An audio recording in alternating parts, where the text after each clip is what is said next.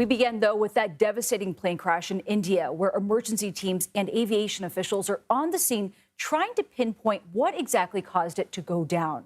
More than 240 people were on board the Air India flight that was headed to London's Gatwick Airport.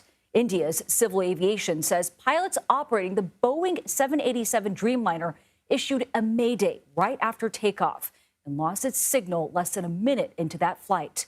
This happened in the northwestern India city of Ahmedabad. CBS News has learned that at least one person on board the flight miraculously survived. We are also learning that the tail of the plane fell onto a hospital, killing at least 5 medical students and injuring dozens more. For more on this, we are joined by CBS News foreign correspondent Chris Livesay, who is following developments for us from our London newsroom. And Chris, at this hour, what are we learning about the crash and the people on board?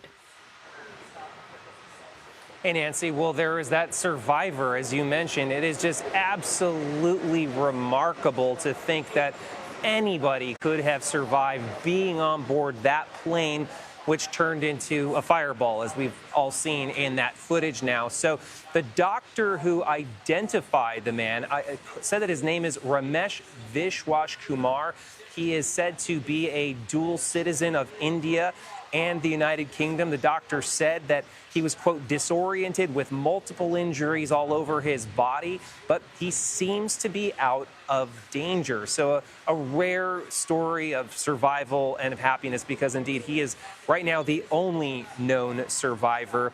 240 people, more than 240 people aboard that plane. I'm standing in the airport where friends, family, colleagues of those passengers would have been meeting them if that plane had landed, Nancy. And it's not just those on board that flight. What do we know about the deaths and injuries from folks who were on the ground there? So according to officials on the ground in India at the crash site, more than 200 people are confirmed dead. And that doesn't just include people on board the plane. It also includes now victims who were at that medical college where the plane struck.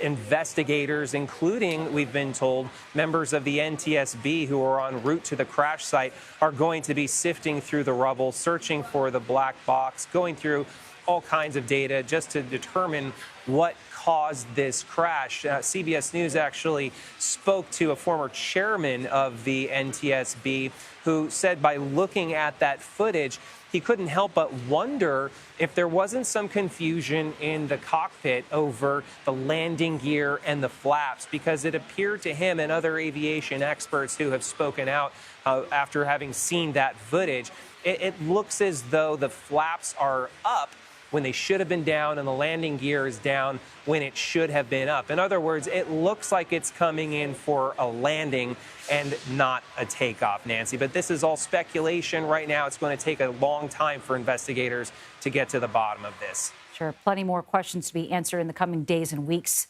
Chris Livesay, thank you very much.